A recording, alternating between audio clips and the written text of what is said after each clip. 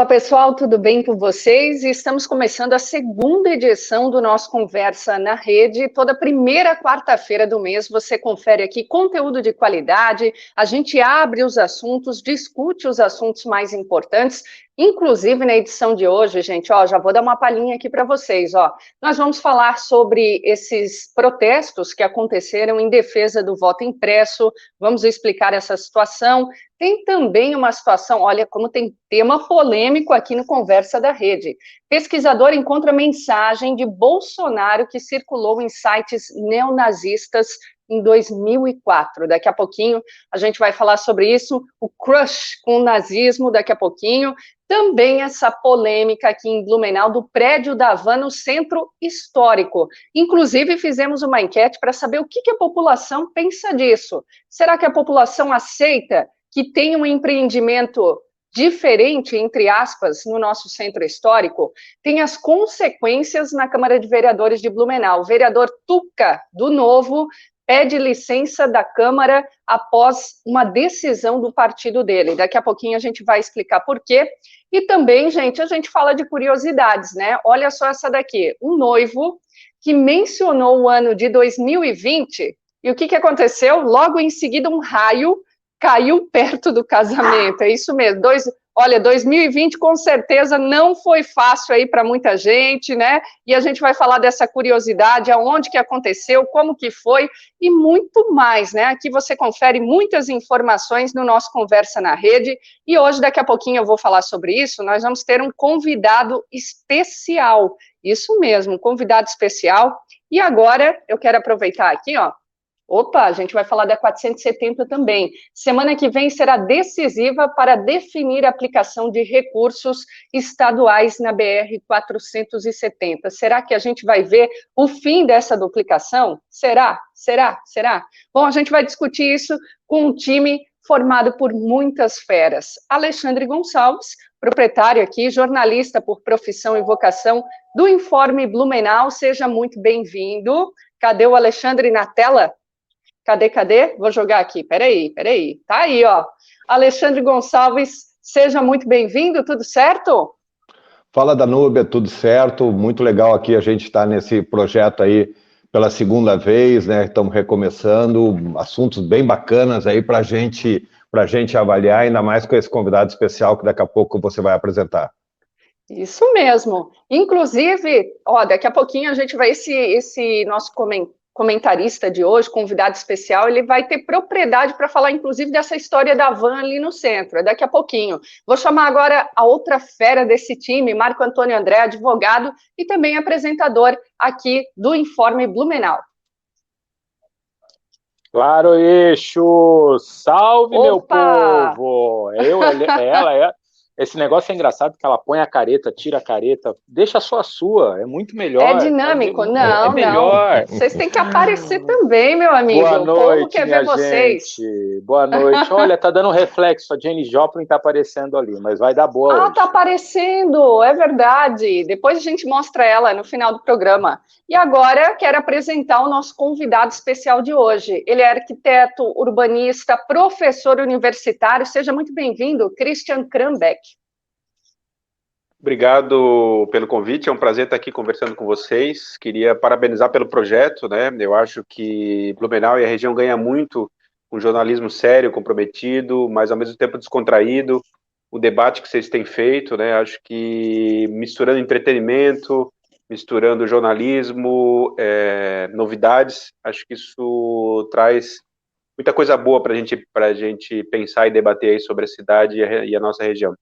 Um prazer enorme estar com vocês aqui.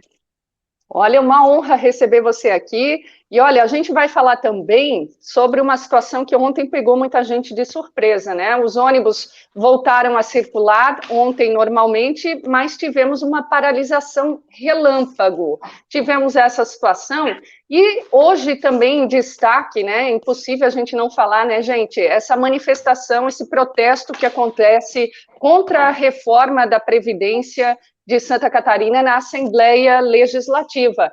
Está uma movimentação grande, né, Alexandre Gonçalves, na Alesc, enfim, muita gente fazendo esse protesto contra a reforma da Previdência.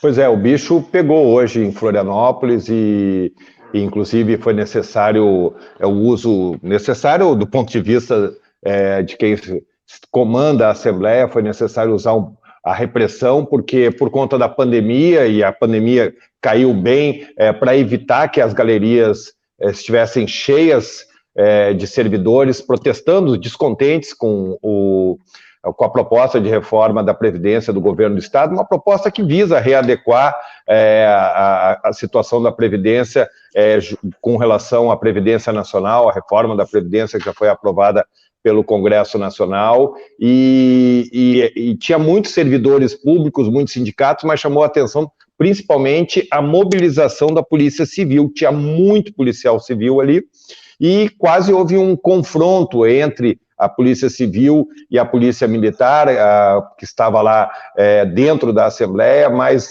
a gente exibiu, inclusive, alguns vídeos no Informe Blumenau, e foi possível ver manifestações dos policiais pedindo calma, pedindo tranquilidade, e eles não foram para a linha de frente para tentar fazer esse enfrentamento. Quem a gente via fazendo esse enfrentamento foi mais o pessoal ligado ao Sindicato dos Trabalhadores de Ensino, ao próprio Sindicato dos Servidores, ligados à CUT. Eles forçaram ali as barras para tentar entrar, para tentar fazer seu protesto, e a Polícia Civil ficou para trás e várias vezes vinham com recomendações, lembrando que eles são policiais, eles têm que garantir a segurança. E esse foi também um dos grandes debates, né? O governo Moisés deixou de fora os policiais civis em muitas questões, e isso que acalorou o debate, mas em determinados momentos, no começo da tarde, principalmente na Assembleia Legislativa, foi um clima de guerra, um clima muito tenso. O deputado Ivan Nats chegou a sofrer o gás de pimenta, ele estava ali naquele momento e tal. Então foi um momento muito conturbado, e depois, né, como parafraseando o nosso ex-ministro do Meio Ambiente, passou a boiada, já estava previsto, o governo já tinha articulado e a reforma foi aprovada como o governador Carlos Moisés tinha proposto. O que é a repetição da história, né? O que é a repetição da história? Eu vi isso acontecer em São Paulo, né? Quando os policiais civis pediam melhorias de salário, a Polícia Militar trabalhando com essa coisa da repressão, e eu achei que eu nunca mais viria essa cena de duas forças policiais, não se enfrentaram, como aconteceu em São Paulo, mas para mim foi uma cena muito impactante, assim, de ter uma bomba de gás estourando no meio de uma manifestação onde, olha, tinha muito policial civil, muito colega nosso aqui de Blumenau, muito conhecido nosso ali na manifestação. Olha, são tempos estranhos. Tempos estranhos. Inclusive, o Christian também comentou, né? Uma cena que a gente não esperava, né? Esperava, mas não esperava, né, Christian? De ver a polícia ali, né? Participando dessa situação. Eu acho que é fundamental nesse debate a gente entender onde é que estão os privilégios, né? Eu acho que tanto professores quanto policiais civis, com objetivos comuns ali, e no caso a Polícia Militar defendendo, né, a Assembleia, a ordem, mas eu acho que é fundamental a gente entender, são dois temas aí envolvidos. Um é segurança pública, né, o papel das polícias, a importância de debater a desmilitarização da Polícia Militar, e ao mesmo tempo a valorização desses profissionais, tanto da Polícia Civil quanto os policiais militares, ter um plano de carreira, ter uma valorização, salários adequados pelo papel importante que eles têm, e a mesma coisa os professores, né? Então a gente tem o Estado e os servidores públicos por lados diferentes, o lado da educação, que é o mais importante, a prioridade, mas o lado da segurança pública, que tem que ser visto cada vez mais com inteligência, com profissionalismo, com qualidade, com inovação, né, e muito menos com violência, que não leva a nada, só em casos extremos, muito menos com esse policiamento militar ostensivo. Eu acho que a gente precisa fazer um debate forte sobre essa aproximação da educação e da segurança pública, também do ponto de vista da inovação, né? Então, não vou entrar no assunto da Previdência em si, que eu acho que o mais importante é esse, a gente discutir, tirar privilégios de quem tem altos salários, de quem realmente é privilegiado, e proteger os menores salários dos servidores públicos, que são tão importantes para a manutenção do Estado brasileiro, né? Verdade, e só falou tudo. Citando pegando um pouco que o Christian falou agora, o deputado Kennedy Nunes, até que eu não morro de amores por ele, mas ele fez uma comparação bastante importante. Ele lembrou que os privilégios, por exemplo, dos oficiais militares, você, com essa reforma linear que pega todo mundo, você coloca no mesmo balaio quem recebe 3 mil, 4 mil reais e que não vai ter uma renda extra essa altura do campeonato, depois de aposentado, com quem recebe 50 mil, como, por exemplo, o governador Carlos Moisés, que se aposentou com menos de 50 anos. Né? Então, é uma distorção muito grande. Então, a grande discussão, além de tentar inserir também a Polícia Civil e mais categorias aí num guarda-chuva maior, com mais direitos, foi também que essa foi uma proposta linear, e quem paga mais uma vez o pato é quem ganha menos. Ou seja, uma discussão que se tinha que tentasse isentar quem recebe menos que o teto, que é 6 mil e pouco, né, da contribuição, e só taxar quem ganha mais. Então, essa foi uma grande distorção que passou e já estava claro que ia passar. Ninguém se discute a necessidade da reforma da Previdência. A questão previdenciária na União, nos estados e no município é um buraco sem fundo, tem que frear mesmo, mas tem que frear, como o Christian falou, combatendo os privilégios verdadeiros e não penalizando o trabalhador que durante 25, 30, 35 anos contribuiu e que agora, na sua terceira idade, na sua velhice, já não tem para onde recorrer e ainda assim vai ser taxado de uma parte do seu salário.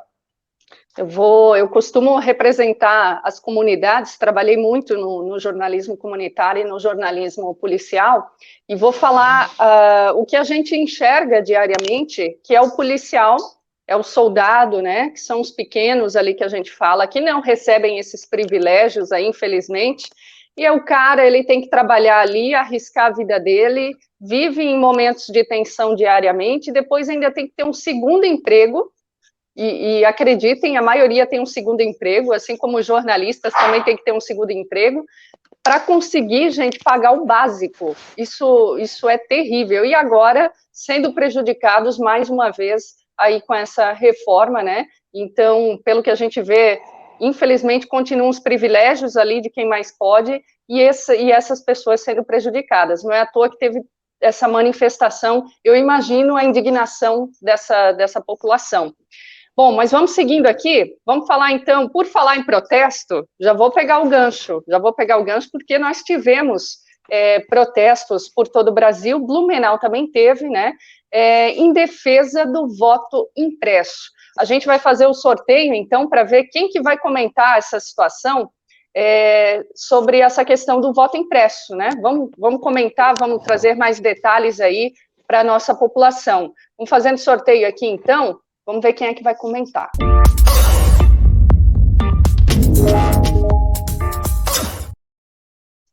É contigo, Marco, é contigo. Depois o povo pega no meu pé, fala que eu sou isso, que eu sou aquilo, vocês estão vendo que, né, jornalismo verdade, aí nós vamos fazer uma CPI nesse democraticamente, negócio aí. Democraticamente, que é isso que a gente defende aqui. Eu vou chamar o Omar Aziz para fazer uma auditoria nessa parada aí. Omar Aziz, meu ídolo. Não, assim, eu acho super importante que a gente ainda viva numa democracia, que as pessoas possam se manifestar. Por mais esdrúxula que seja essa história, e é muito interessante, a palavra da moda hoje é narrativa. É muito interessante a narrativa que se usa dessa discussão com relação ao voto impresso.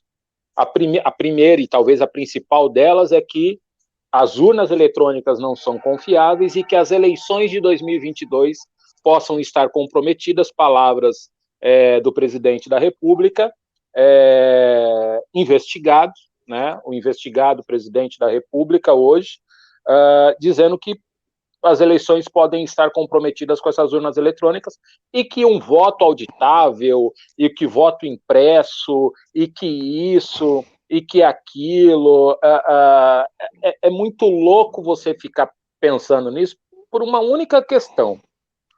Vamos fazer um raciocínio raso. Vamos fazer um raciocínio raso. Quando o Trump perdeu as eleições, o presidente da República foi o único, se não o único, ou ele mais um outro louco, a não admitir a vitória do Biden até a época e ficar questionando que as eleições teriam sido fraudadas. As eleições dos Estados Unidos é no papel, né? E agora, na consciência dessas milhares de pessoas, acham que essa questão do voto auditável, do voto impresso, seja uma solução para que as eleições de 2022 sejam democráticas, como o presidente fala. A minha humilde opinião, que não vale para absolutamente quase nada, às vezes, é que Bolsonaro não quer eleição. Ele não quer disputar a eleição. Se amanhã ou depois alguém disser, tá bom, querido, tu quer a bola? Tá aqui a bola. Tu quer a chuteira? Tá aqui a chuteira. Tu quer a camiseta do jogo? Tá aqui a camiseta do jogo. Ele vai dizer, não quero jogar. Entende? Então, assim, e percebam que o discurso que esses populistas fazem, esses governos populistas fazem, é sempre um discurso de eleger alguém para ser o inimigo. Então, é a imprensa que é o inimigo, é o presidente do TSE hoje, o Barroso, o inimigo, e sempre são pessoas ou instituições que não têm voto. Então fica essa narrativa, que é a palavra da moda, essa narrativa, esse discurso todo, que no fundo, Bolsonaro não quer eleição, Bolsonaro quer... E aí, gente, é a contradição pura e simples, é o suco da contradição. Discutiam-se de que o PT queria se perpetuar no poder, e hoje a gente ouve o discurso de que é Bolsonaro 2022, 2026... É um discurso de que o exército tem que tomar o poder e dar o poder ao presidente da República, ou seja, algo certo não está errado, algo errado não está certo. O coerente nessa história é a gente continuar confiando na democracia, continuar confiando de que as urnas eletrônicas elas funcionam, e vejam bem, um dos argumentos é de que Bolsonaro teria ganho as eleições no primeiro turno na última eleição. Aí eu pergunto para quem fala esse troço. Se houve fraude, por que quem fez essa fraude deixou a eleição ir para o segundo turno? Apenas com vontade de brincar de eleição? E se houve fraude, por que deixaram esse sacripanta virar presidente da República? Então, assim, é um conjunto de sandices, e para encerrar essa minha pequena participação, é o seguinte, vocês querem mesmo confiar na máquina mais lazarenta que existe, chamada impressora? Porque todo mundo, em algum momento, quando mais precisou de uma impressora, ela falhou. Então, vocês querem colocar a democracia do Brasil nas mãos de um aparelho que sempre quando você precisa, ele dá pau. É isso mesmo, produção. É isso mesmo que eles estão querendo. Me diz isso, é isso mesmo, produção. Eu quero fazer 3 pontos. Primeiro, a primeira coisa, vamos colocar as coisas nos lugares. A urna eletrônica é auditável. Quem trabalha em eleição sabe disso. Não existe que não seja auditável. Além de todos os mecanismos pré-votação, quando acaba a votação, eles fecham a urna, eles tiram um relatório, que ali na urna diz assim, seção X, zona X, seção X, teve 200 votos, tem 200 votantes, 180 participaram e pá. É auditável. Então, para a pessoa roubar, teria que ser um complô mundial. Tem a zerésima também, né, Alexandre? Quer dizer, eles contam os votos antes de iniciar a votação, e precisa dar zero. É isso aí, é isso aí. Então, ela é auditável, ponto. Não existe isso. Segundo, que para mim está muito claro, é uma cortina de fumaça. É uma cortina de fumaça. O Bolsonaro, até agora, 2 anos e meio de mandato, não tinha falado sobre isso. Ele está vivendo a pior fase de popularidade dele. Apesar que os seguidores deles ainda são muito fortes e acreditam no que o presidente fala, é cada vez menor o recall dele. É só perceber aqui em Blumenau. Blumenau, que é uma terra que ainda gosta muito do Bolsonaro, quase todo mundo já olha ele com um olhar meio atravessado. De novo, entendendo que aquele momento de 2018 foi uma disputa com o PT, né? E agora é diferente. Então, eu tenho clareza que o Bolsonaro está fazendo isso para tirar o foco das coisas. Né? Nós estamos aí num momento muito grave, num momento de CPI. Em que ele está se mobilizando? Ele está tirando um coelho da cartola que não faz sentido algum. O Bolsonaro se elegeu presidente pelas urnas eletrônicas, se elegeu pelo menos 5 vezes deputado federal pela urna eletrônica. Os seus três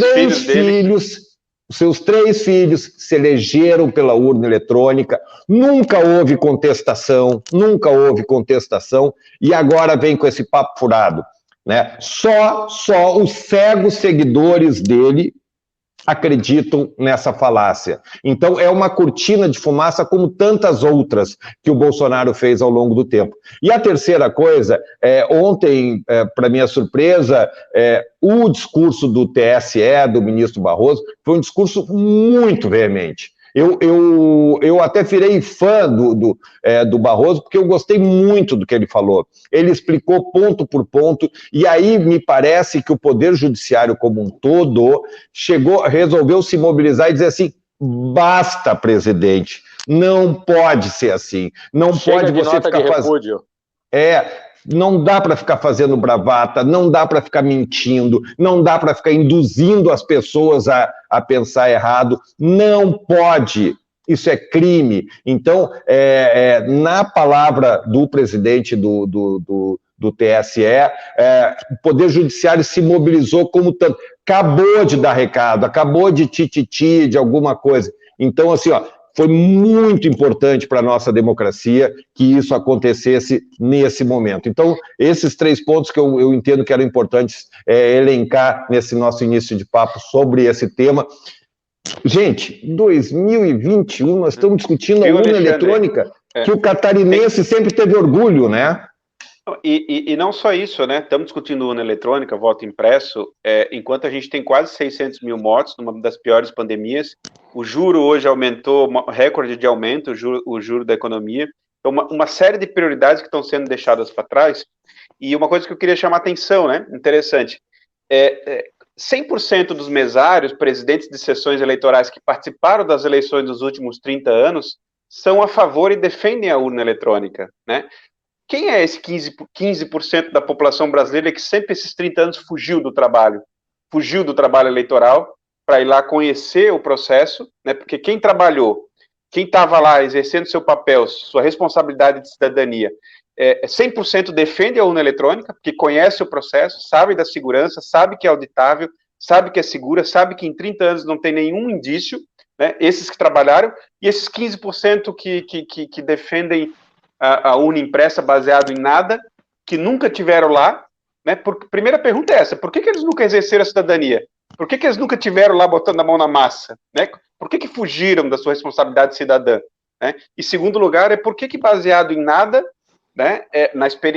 Desconsiderando a experiência de quem trabalhou, de quem realmente conhece, eles são contra. Né? Então, assim, eu como cientista, como professor universitário, eu dou sempre chance para todas as possibilidades. Mas o que eu faço? Eu investigo. Vamos ver quais são os indícios, quais são os elementos concretos, né, que pode provar isso. E nesse caso da urna eletrônica eu fiz isso, mas não há nenhum. Né? 30 anos, não há indício, não há prova, não há absolutamente nada. Elas funcionaram perfeitamente. E a gente tem que ter orgulho disso. Né? É uma das eleições mais seguras, mais transparentes, mais rápidas, com resultados mais rápidos, sem interferência externa. Eu acho que é o contrário, a gente tem que ser patriota. A gente tem que defender a nossa urna eletrônica, que é uma das mais avançadas e modernas do mundo, e sempre defender que ela melhore. E a melhoria dela não é o voto impresso. Isso é uma narrativa de 15% da população que quer impor a sua vontade, né, desrespeitando a grande maioria, desrespeitando a realidade e desrespeitando os fatos, né? E nós tivemos... Diga. Nós tivemos uma situação, um pleito suplementar, inclusive esse ano em Petrolândia, no Alto Vale do Itajaí, em que havia uma comissão americana de transparência, uma comissão internacional, que fez uma auditoria da urna eletrônica do Brasil. E essa comissão americana, gente, aprovou o modelo brasileiro, né, dizendo que não há possibilidade de fraude nesse modelo em que acontece. Lembrando que isso foi esse ano em Petrolândia, aqui pertinho da gente, né? E nós fizemos uma enquete, inclusive, vou pedir para o Fernando botar aqui na tela, perguntando para as pessoas o que elas acham, se elas são a favor ou contra. O resultado, 22% são a favor do voto impresso, uma enquete feita no nosso Instagram, e 78% são contra. Então, portanto, obrigada às pessoas que participaram aí dessa enquete, muito obrigada. Obrigada às pessoas que estão comentando, chegando aqui com a gente, ó, o Alex, deixa eu ver quem mais, a Rosane, Selene, Guilherme, muito obrigada aí pelos comentários de vocês. O Carlos, deixa eu ver, Carlos, é isso, Carlos? 2 vezes Carlos? Tô certa no negócio aqui? Carlos. Ele disse que ano passado, em Timbó, nas eleições municipais, quem apurou e deu o resultado final foi as rádios. Comentário dele aqui, né? Sim, Carlos, enfim, porque eles dão as notícias. É isso aí. Inclusive, as rádios são parte do sistema democrático eleitoral, né? Elas anunciam esse resultado rápido das urnas, dando ainda mais transparência e confiabilidade a todo o sistema, né? Sim, e é assim, ó, eu até dou, né, como advogado, eu dou a oportunidade do contraditório, e essa semana alguém veio querer defender que a ideia do presidente era, ele usou uma expressão de que ele queria ajudar o processo eleitoral a ser mais transparente. Ok, se fosse isso, tudo bem. Mas você está propondo que a nossa frota de carro hoje, que é toda injeção eletrônica, volte a andar com carburador. Eles estão propondo que a gente reinstale os orelhões de ficha nas ruas. Eles estão propondo que a gente retroaja. Assim, ó, tirando a Danúbia, o resto é tudo já marmanjo velho, que viu as cédulas de papel, viu como funcionava a cédula de papel, participou de várias apurações.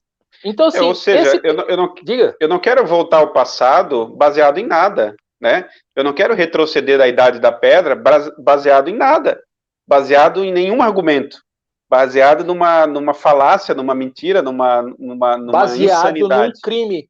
Baseado num crime. Exatamente. Tanto que o presidente se torna investigado, né, pelo crime de responsabilidade, inclusive.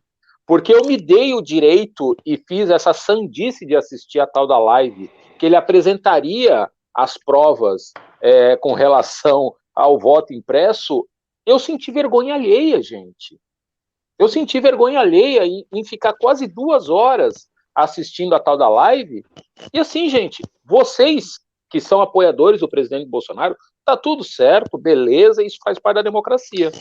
Mas é o seguinte, eu estou esperando o choque liberal, eu estou esperando a nova política, eu estou esperando o dólar a 2,30, eu estou esperando que essas quase 15 milhões de pessoas possam ter emprego. Só que assim, não é o que está acontecendo. O rombo do BNDES, né? O rombo do BNDES tão gigantesco. A caixa preta do BNDES. Então, assim, acho que foi o Alexandre e o professor também disseram, é uma nuvem de fumaça tão grande que o Bolsonaro está trazendo, uma cortina de fumaça muito grande, porque agora é o seguinte, a água bateu no fiofó do presidente, gente. Eu duvido. Não sei se voltou a funcionar, mas vamos lá, né? Eu duvido que o presidente Bolsonaro desconfie da urna eletrônica. Eu duvido. A última coisa que esse povo não, é cortina de fumaça, é estratégia, Nós precisamos dividir a atenção e fazer algum mote para acender a nossa militância. Ontem eu falei numa entrevista para a rádio que eu digo assim, para seguidores que chamam político de mito, esses seguidores têm problema de visão, porque tu aposta cegamente. Então o cara fala numa coisa absurda, como essa questão do voto impresso, questionar as urnas, e as pessoas se atiram no precipício. Mas é isso, é uma cortina de fumaça, não acredito. E esses 22% que deram na nossa enquete e que dão nessas pesquisas nacionais são os seguidores dele. Lembrando que os seguidores dele já foram 40%, aqui em Santa Catarina já foram 80%, né? Já foram uma média de maior no nacional e tudo. Então, o que a gente está vendo? É só isso, ele está tentando tirar o foco da CPI que está lá em Brasília, do desastre que foi a condução dele na pandemia, da gasolina a 5,60, da taxa de juros muito alta. Ele se assumir como centrão. Dele se assumir como centrão. Dele se assumir como centrão. Mas desculpa até, Marco, não é esse assunto, mas é outra questão absolutamente surreal. O Bolsonaro ele nasceu do Centrão, ele é a encarnação do Centrão. Então, para mim, essa é outra coisa, que lá ele criou uma outra narrativa que funcionou até agora, mas também acabou. Enfim, então mimimi do presidente para desviar a atenção, e tem gente que acredita. E tem um ponto importante desses... Opa! Desculpa. Rapidinho, Danusa, tem um ponto importante desses 20% que ainda apoiam ele. A minha saudosa oma, Dona Elisa Krambeck, ela tinha uma coisa muito forte de querer ganhar quando votava, né? Ela tinha duas coisas, a simpatia do candidato e sempre olhar as pesquisas porque ela gostava de ganhar no voto. Ela gostava de ganhar. E esse pessoal que ainda apoia o Bolsonaro, eles não querem perder, além de tudo. Então, parte desse pessoal tem a coisa de que votaram, escolheram equivocadamente, mas ainda querem manter, porque tem medo de perder, né? E não tem nada para botar no lugar. Então, acho que a gente precisa entender muito bem esse fenômeno para poder avançar, né? Poder evoluir. Eu, sinceramente, desculpa, Danúbia, mas assim, só para a gente fechar aqui, eu deixar essa pulguinha atrás da orelha. Vou deixar aqui. Hoje eu vou deixar, só porque por favor, eu fiz tu tá bonita, tá melhor na tela, tá cheia, aí o elogio ela me dá. Ô Marco, já vou aproveitar e jogar a pergunta então aqui para você, já que a gente ainda está nesse assunto, né? A Fabi mandou aqui, cadê? Agora me perdi, a Fabiana Cunha. Se vocês acham que ele pode, já que a gente está falando do presidente, que ele pode acabar ficando sem partido. Não, sem partido ele não fica. Isso eu tenho uma certeza mais que absoluta. Algum buraco ele vai se enfiar, nem que seja no Partido Nacional da Mulher, como foi cogitado lá em algum momento, ele vai conseguir algum partido. O que eu ia jogar, e aí não é nem esse ficar sem partido, tá, Fabiana? É o seguinte, ele pode, eu falei até com a produção isso, eu troquei ideia com a produção achou que não. A produção é o Fernando Krieger, que está ali nos bastidores, tá, gente?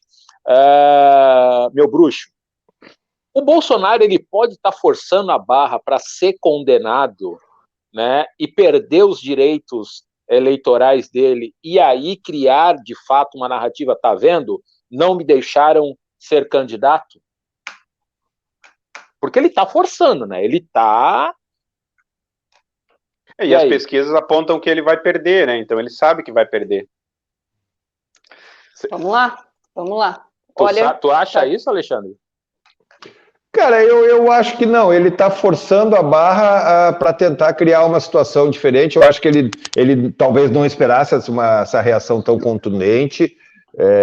Ele está querendo criar um clima para ver o que acontece. Tu joga e espalha, daí tu vai ver o tamanho do problema dele. Vai que daqui a pouco os caras, o Poder Judiciário se retrai, essa maluquice dele ganha uma proporção grande, bom, funcionou. Né? Eu vejo isso. Ele jogou para cima para ver o que dava, né? Então, só que agora o pessoal diz, opa, eu imagino que ele não tenha muita pretensão nesse momento. O que ele queria era desviar a atenção e conseguiu, só que aí teve uma reação muito forte dos demais poderes institucionalizados, né? Ô, Carlos, só pergunta para o seu presidente, Carlos, porque ele admitiu que as pesquisas estão certas, que o Lula pode sim ganhar as eleições, mas ele só pode ganhar as eleições se for com voto auditável democrático. Não foi o presidente. Eu gosto de ler aqui os comentários, a gente sempre gosta da democracia e é importante, né? O Carlos, inclusive, ele deu a explicação que ele botou o nome Carlos porque ele foi bloqueado no Facebook e fez um novo perfil, né?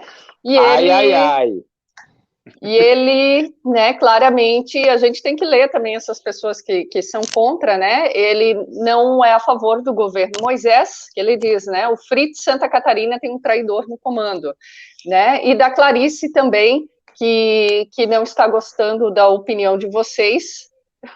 Opa, não pode botar. Ô, Clarice, não pode botar aí palavrão, Clarice, aqui o espaço é democrático, a gente tem que escutar todo mundo, né? Argumentos, ideias, assim, né? Eu sou assim a favor da maconha, também tá? é contra o Bolsonaro, né? E tudo mais. Alex, muito obrigada aí pelo elogio, Alex. Bom, gente, vamos para o próximo assunto, que esse já deu uma boa polêmica aí, né? Deu uma boa polêmica. Outra polêmica é essa daqui, que eu vou até deixar na tela para vocês olharem bem essa foto aí, e eu quero ver se as pessoas que estão acompanhando a gente olhem bem essa foto e quero a opinião de vocês. O que vocês acham? Prédio da Van no Centro Histórico de Blumenau. Sim ou não? Olha, começou a polêmica porque esse projeto já foi aprovado, né? Inclusive deu a maior polêmica no Conselho Municipal de Patrimônio Histórico, de Patrimônio Edificado, o COP, né? Esse projeto foi aprovado, foram 12 votos favoráveis e 3 contrários. Inclusive, teve conselheiro que saiu do conselho, né, como forma de repúdio por passar um projeto como esse. Tivemos, inclusive, também o pessoal do Colmeia, né, o coletivo Colmeia, que se pronunciou dizendo pela questão da economia, se é que eles justificam isso, então por que não colocar ali artistas locais, empresários, microempreendedores individuais, que tanto cresce nessa categoria, por que não gerar o emprego daqui e no lugar de colocar uma empresa que traz produtos, né, que não são do Brasil e tudo mais. Toda uma polêmica sobre isso. Inclusive, até eu estou falando e esqueci de sortear, né? Vou sortear aqui, vou sortear um negócio.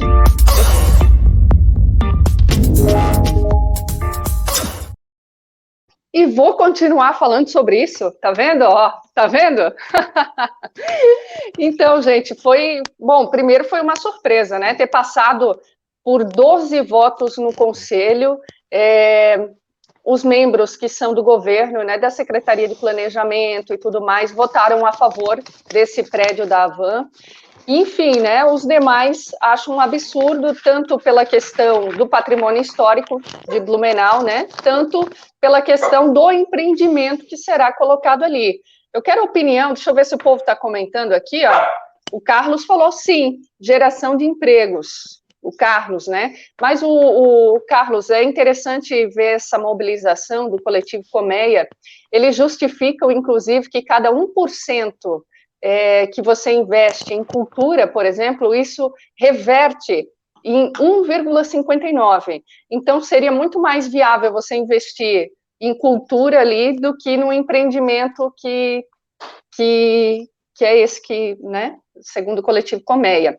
Fabiana, agora o Krambeck tem conhecimento para comentar, ele é arquiteto, vou chamar ele, inclusive, né, a gente pensou nesse convite especialmente por causa dessa situação, porque ele tem propriedade, ele que sempre fala dessa questão da cidade para todos, né, vou querer saber a opinião dele. E aqui o Alex disse, não gosto da Van, mas ali naquele local já não é centro histórico faz tempo. O Alex não deixa de ter razão, porque muita gente reclama, né, que nosso centro histórico não tem atenção há muito tempo. Nós tínhamos, inclusive, Christian, patrimônios ali que estavam caindo na cabeça das pessoas, tiveram que demolir, porque estavam ali abandonados. E aí você que entende do assunto, e a Fábio tem toda a razão, Eu gostaria de saber a sua opinião sobre essa situação.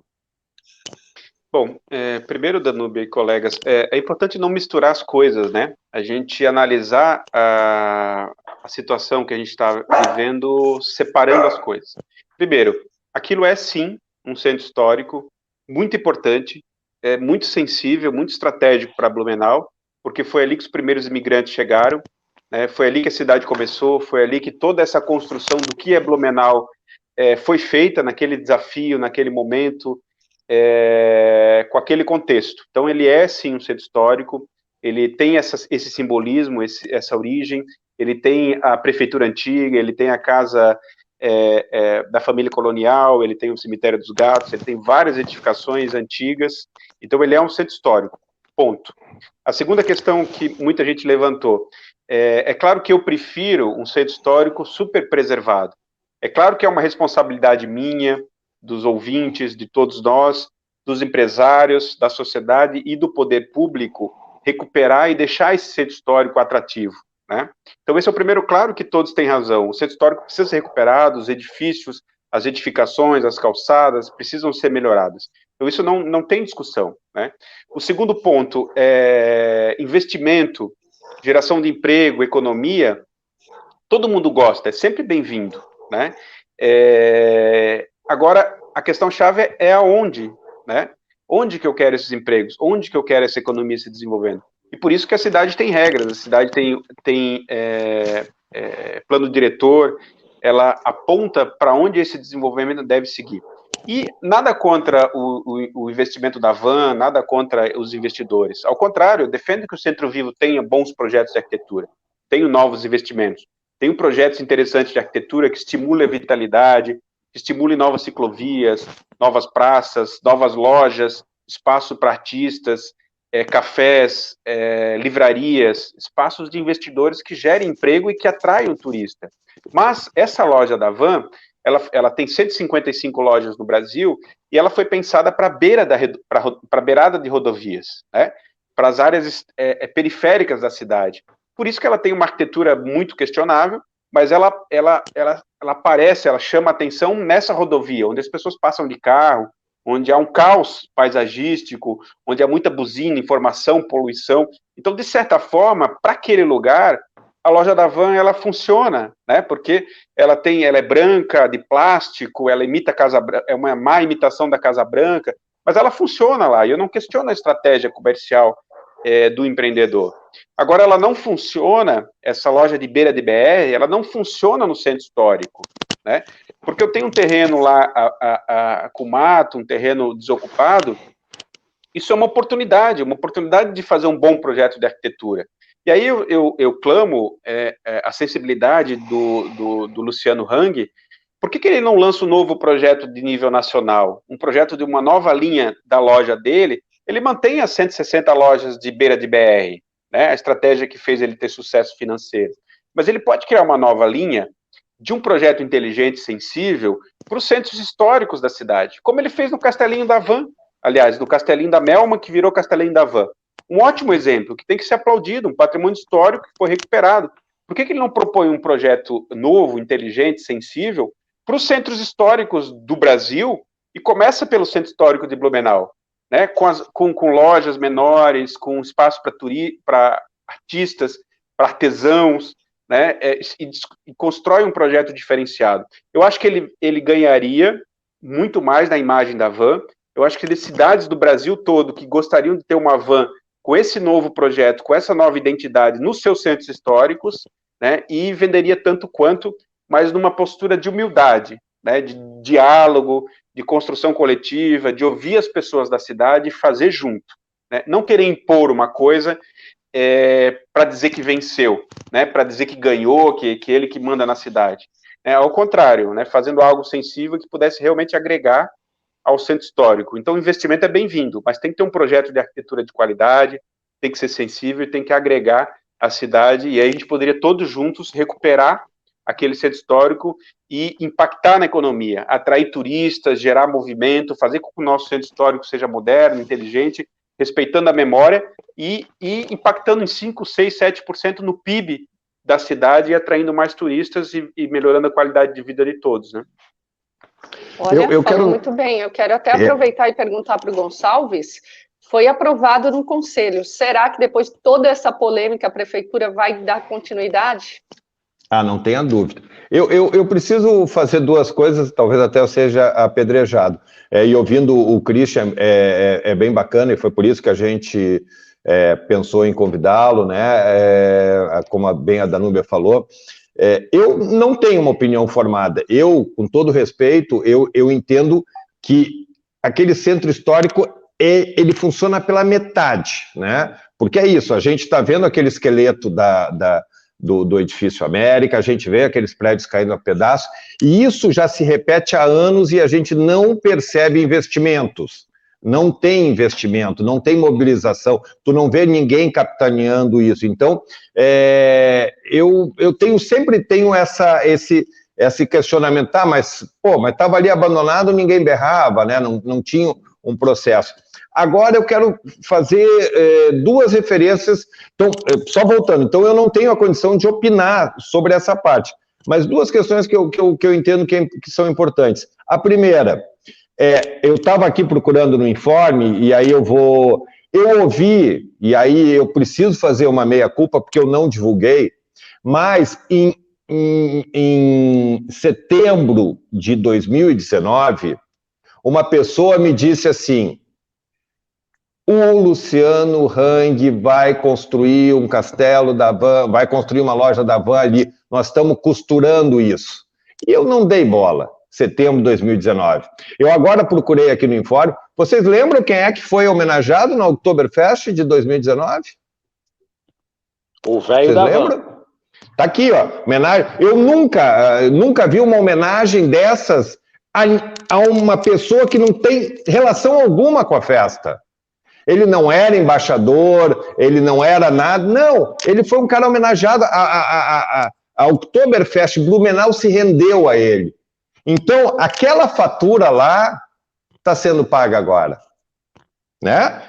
Então, aquele processo, a pessoa que me falou em setembro, então tudo aconteceu, né, para culminar com essa aprovação. E o que mais, essa é uma lembrança que eu faço. E a segunda coisa, que talvez o Christian até possa também lembrar, é a mudança de pessoas do Conselho para essa segunda votação.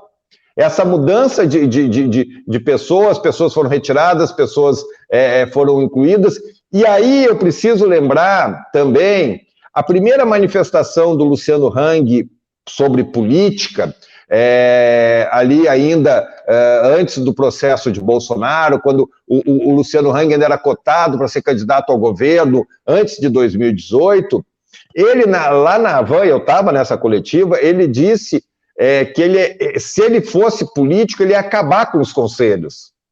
Ele ia acabar com os conselhos, porque ele não concordava, tudo tem que deliberar e papapá, né?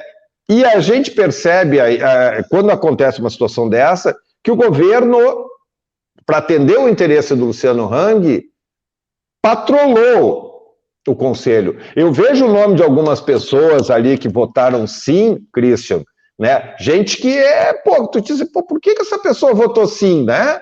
Então a gente entende o que pode estar por trás desse processo.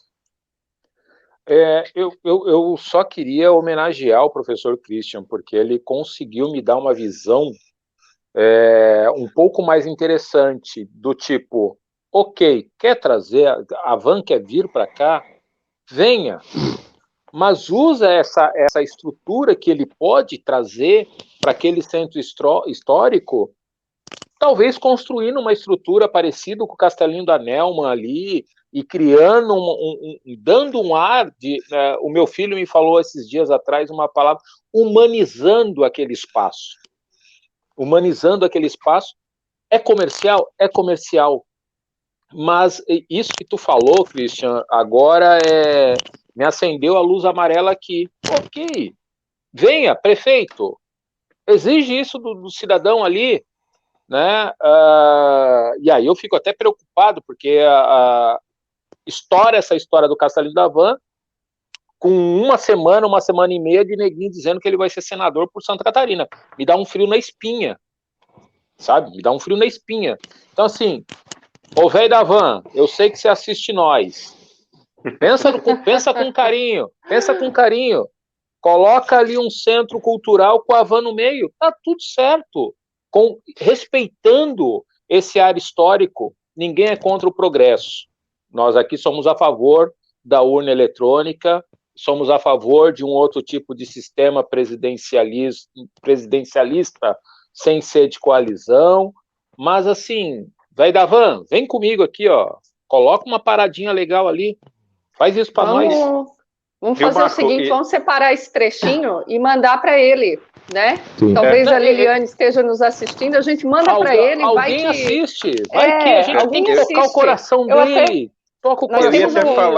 Eu ia até falar, Marco, Danúbia, é uma questão de postura, né, eu acho, de desarmar os egos, né, e dizer o seguinte, é muito mais divertido, muito mais cidadão, o impacto na cidade positivo para as futuras gerações é muito melhor, se eu desarmar todo mundo e sentar numa mesa, bom, vamos desenhar junto um projeto que vai ser interessante para o centro histórico, né, sem querer impor nada, né? É claro que a prefeitura, o poder público em geral, não estou falando só de Blumenau, estou falando da questão do patrimônio em geral, precisa diminuir a burocracia, às vezes precisa diminuir o tempo de aprovação, tem uma série de simplificar um pouco os processos, mas dá para fazer isso dialogando e construindo um projeto interessante, com os conselhos participando, os conselhos são um avanço democrático, o pressuposto é que todo mundo que é a favor e contra quer o melhor para o centro histórico, quer o melhor para Blumenau, quer o melhor para a economia e para a saúde das pessoas, né?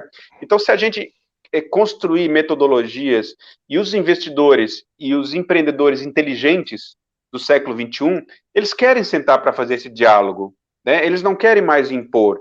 Óbvio que eles querem celeridade, eles não querem burocracia burra, né? Eles querem agilidade, e tem razão de querer, né? Agora, tem critérios e limites que não dá para a gente ultrapassar.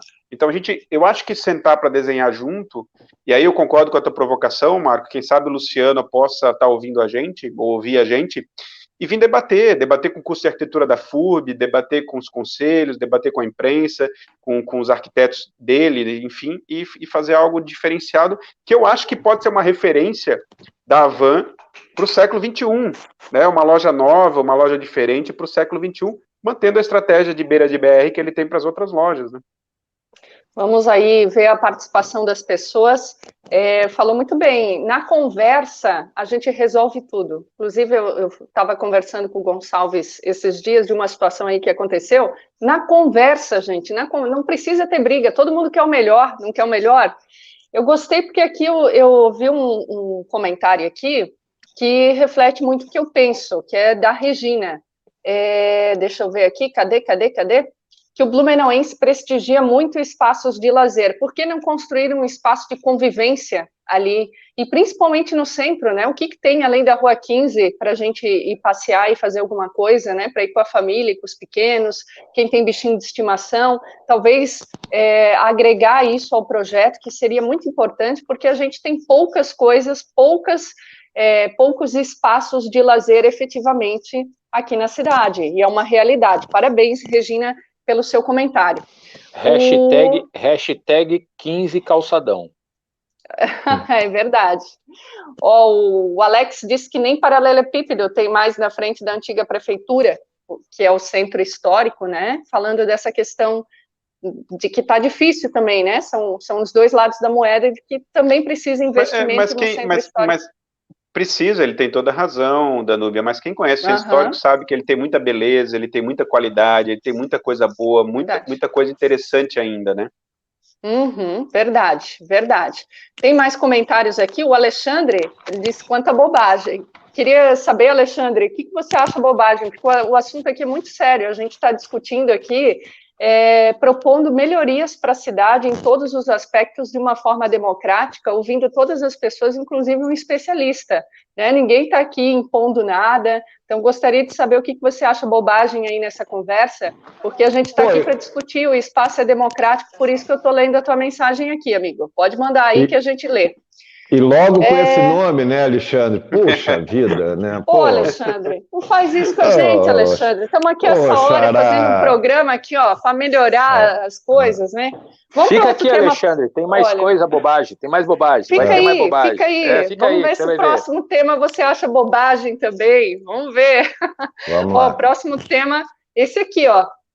O novo que suspende a filiação do vereador Tuca, que inclusive, gente, pediu licença nesse período aí na Câmara de Vereadores. Então, vamos ao...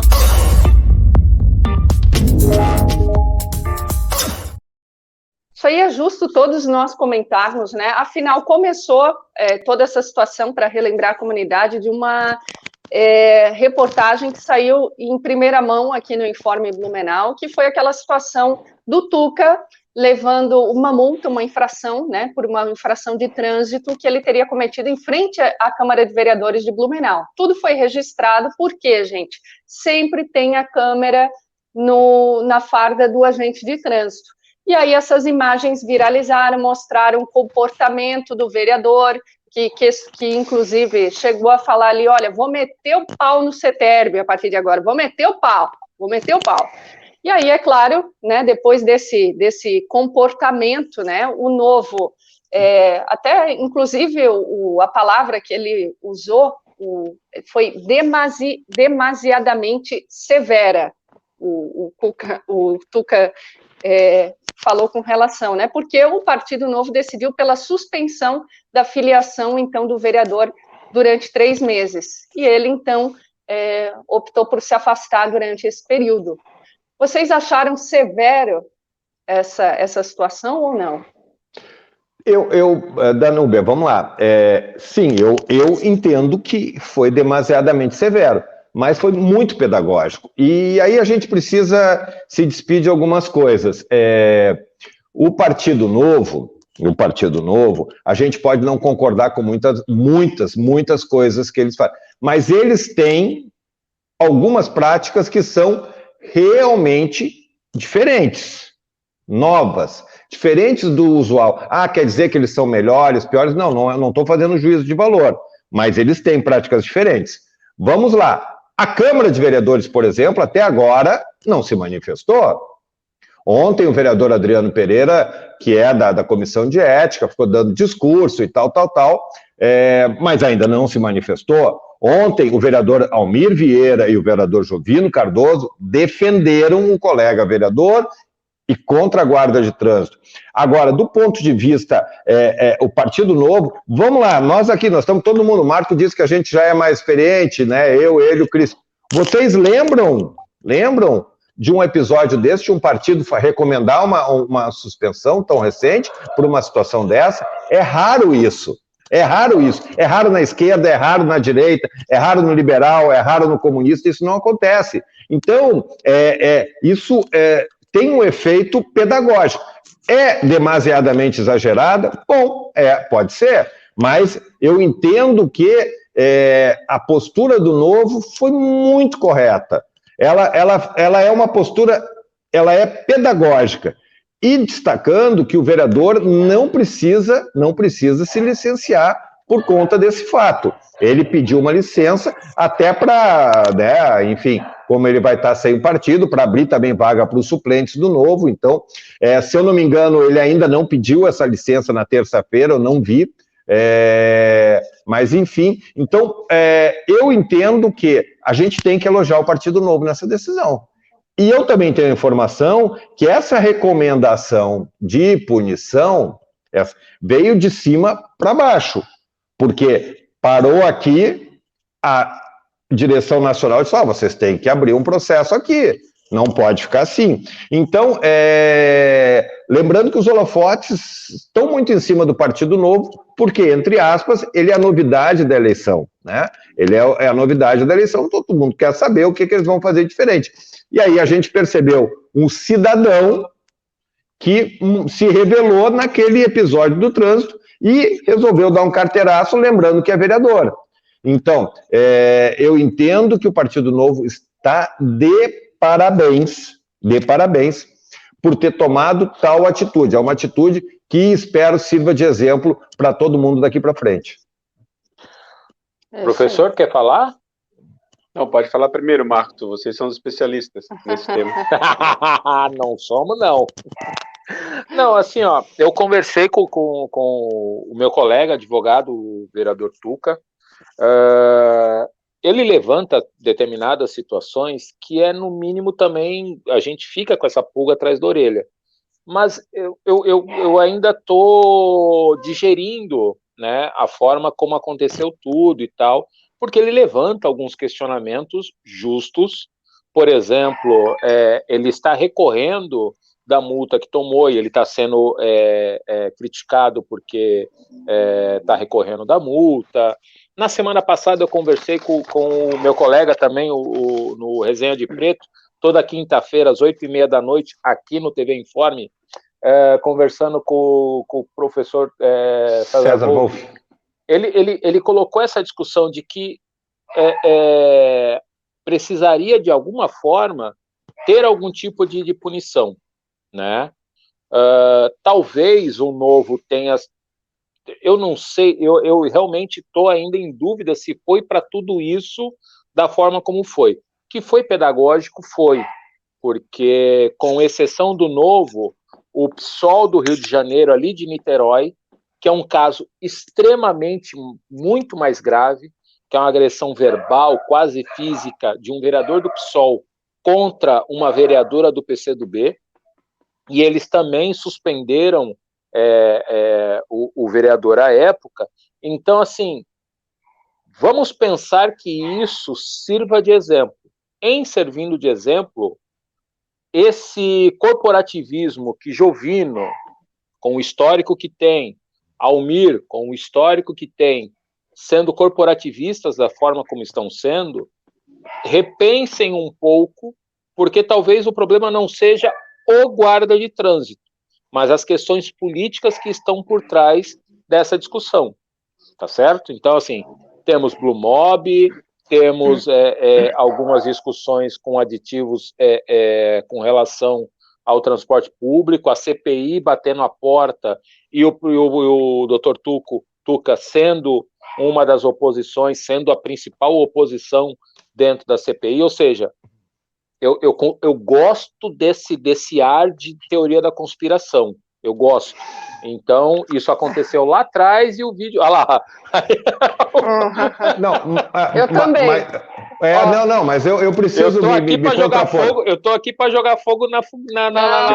Mas a gente não pode fazer isso, Marco. A gente não pode, sabe por quê? A Danúbia vai falar a mesma coisa. Esse foi o argumento usado pelos vereadores, é o argumento usado pelo Tuca, pelo Carlos Wagner, por todo mundo ali na Câmara, dizendo que isso foi uma manobra do governo por conta da CPI. Gente, aí assim, ó, é pegar e jogar o nosso trabalho na lixeira.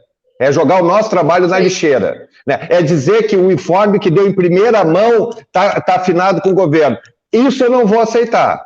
Não vou aceitar. Eles nunca me disseram na minha cara e eu posso dizer.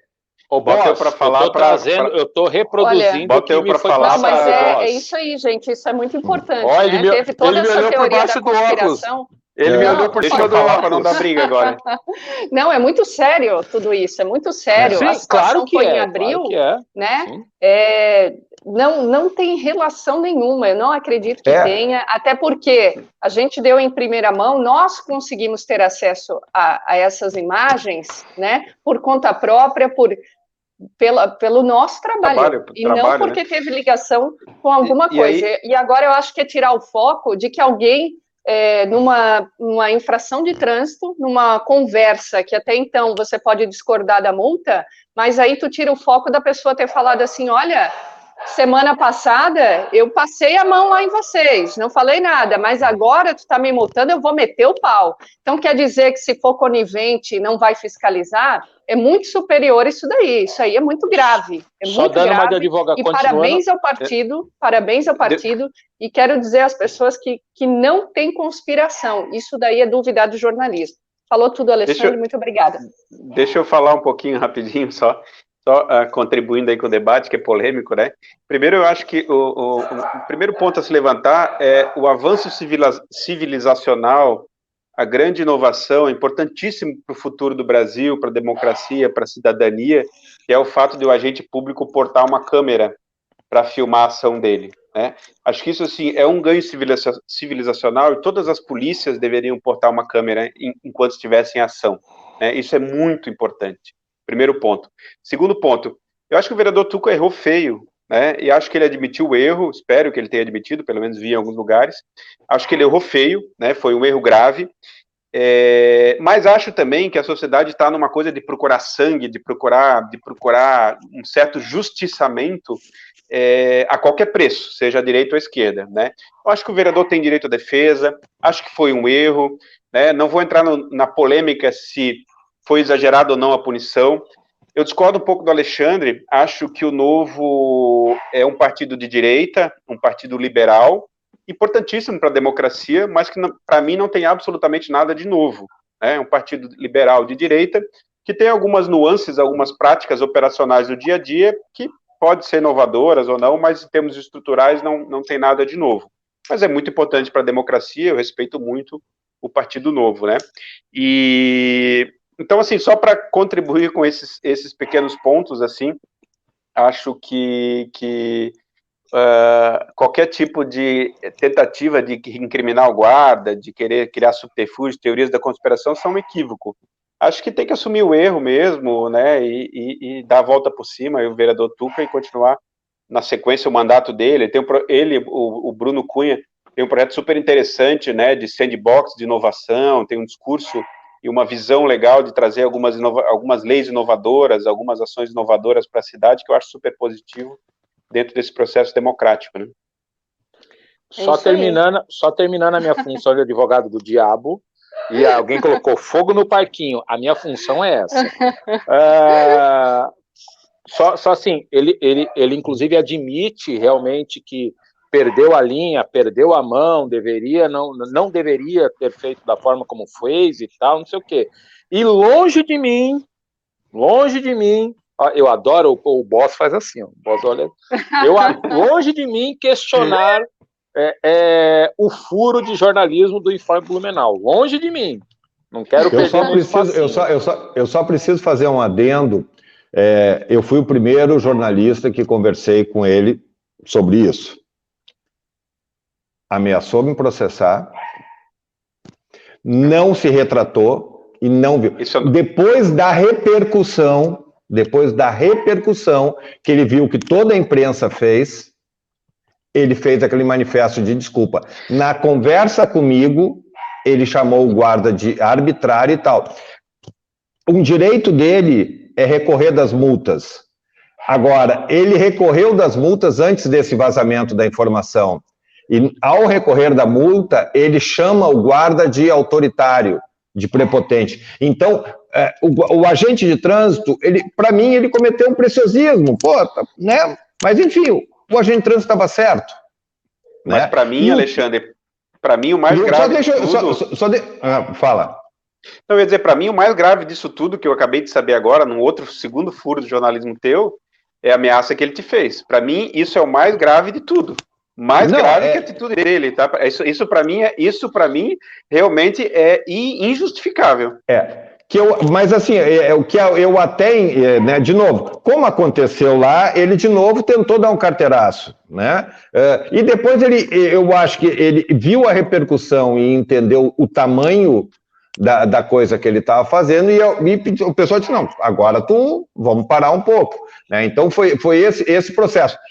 De novo, e eu acho que o Christian tem toda a razão. Eu fico incomodado com esse assunto, porque também não dá para crucificar o Tuca. Cometeu um erro, né? Tá ali, já foi penalizado e tal, e vida que segue, né? Vida que segue, entendeu? Acho que a gente tem que tocar nesse... Para mim é muito pior os outros vereadores ficarem lá defendendo e tal, porque o Tuca não está fazendo, o Tuca está quieto. Depois que ele viu a repercussão, ele se recolheu, né? Aí o partido tomou essa decisão, que ele achou exagerado, eu também achei, mas, enfim, ele aceitou e tomou uma medida também que foi de se licenciar. Ele não precisava, né, essa decisão do partido não obrigava ele a sair da Câmara, mas ele tomou essa posição. Então tá tudo certo, passou. Quem é que não erra? Todo mundo erra, eu já errei, todo mundo já errou, então... Capite, mas... E se ele aprender com o erro, cara, ele vai voltar melhor para a cidade, vai voltar melhor no papel de vereador dele, vida que segue, né? É isso aí. É isso aí, gente. Obrigada ao Alexandro. Aqui, ó, jornalismo é isso. Resumiu. Jornalismo é aquilo que a gente... É o que a gente coloca... Agora até me perdi aqui na frase. Me ajuda, Alexandre.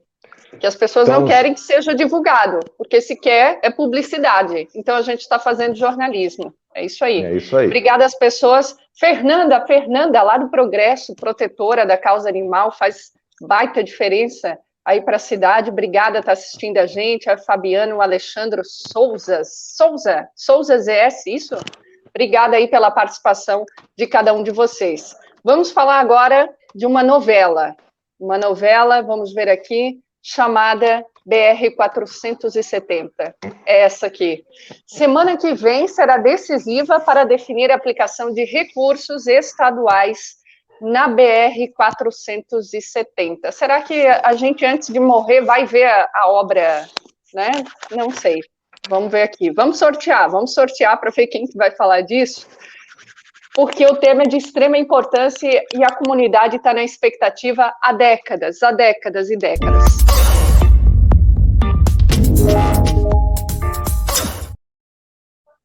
A minha foto melhorou, né, Marco? A minha melhorou, a tua continua ruim. O Fernando te sacaneou, não trocou ali, né, cara? A minha sem chance, não tem. Foto não... Já dizia meu ex-sogro que vai ser sogro pro resto da vida. Foto não faz milagre. Ele falava isso com a mulher dele. É verdade.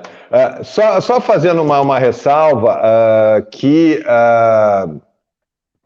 essa manchete foi da semana passada. Então, a semana decisiva era essa, e já foi para o espaço que não deu certo, porque segunda tinha uma reunião do superintendente da CIB aqui em Blumenau, onde ele iria explanar como é que está o cronograma das obras e o cronograma dos investimentos, que é isso que é importante. E na terça-feira tinha previsto uma reunião do ministro da Infraestrutura, o Tarcísio, com relação à bancada catarinense, que também acabou sendo adiada para a semana que vem.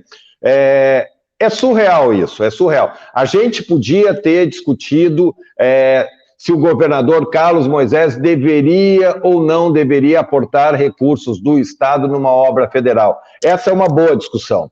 Mas o governador entendeu que sim, a Assembleia Legislativa entendeu que sim, aprovou, o dinheiro está pronto, e aí por uma questão eleitoral, levantada pelo senador Jorginho Melo, que devia estar cobrando o presidente Bolsonaro de quem é afinado, de quem é amigo, por mais recursos, por fazer a obra da BR-470 andar, mas não. Qual é a linha de raciocínio do senador Jorginho Melo, que é pré-candidato ao governo do Estado em 2022? Bom, se o governador Carlos Moisés coloca esse dinheiro no lote 1 e 2, como o governador Carlos Moisés quer, como as lideranças empresariais de toda a região, aqui de Blumenau, de Gaspar, de Itajaí, de Navegantes, de Ilhota, querem, como a maioria dos prefeitos querem, o que vai acontecer ano que vem? A BR-470 no lote 1 e 2 vai estar pronta, graças ao governador Carlos Moisés, que provavelmente vai ser candidato à reeleição. É esse o pano de fundo. Então você não vê o senador Jorginho Melo cobrando o governo federal, mas vê ele tirando isso aí que tem que distribuir. Não tem. O lote 3 e 4 é onde está o maior volume de desapropriações necessárias. Maior volume de desapropriações. Então, por mais que você aportasse mais recursos aqui, a obra andaria pouco, porque esse dinheiro não pode ser aplicado nas desapropriações. Agora, se pegar esse valor e botar no lote 1 e 2, que vai praticamente até ali em Gaspar, você consegue resolver uma parte do problema e deixa o governo federal concentrar ali, porque o recurso que já tem no lote 1 e 2 seria aplicado no resto das desapropriações, que são poucas, não são muitas, em comparação com 3 e 4, e tu resolveria uma situação. Porque também não adianta a gente ter uma rodovia que está melhorando, mas está cheia de remendos. Então tu resolve aquela situação, que é uma situação importante de acesso ao aeroporto, é uma situação importante de acesso à questão portuária, tu resolve isso. Então, essa é a discussão. Então, o senador Jorginho Melo, que não tem compromisso algum com a região do Vale do Itajaí, não é daqui, resolveu meter o bedelho por conta da questão eleitoral. Eu estou curiosa para saber o que o Christian acha disso. Eu acho que o Alexandre fez um trabalho jornalístico de apuração muito sério e muito correto, né? Então eu vou na dele, assim. Eu acho que primeiro o dinheiro é dos catarinenses.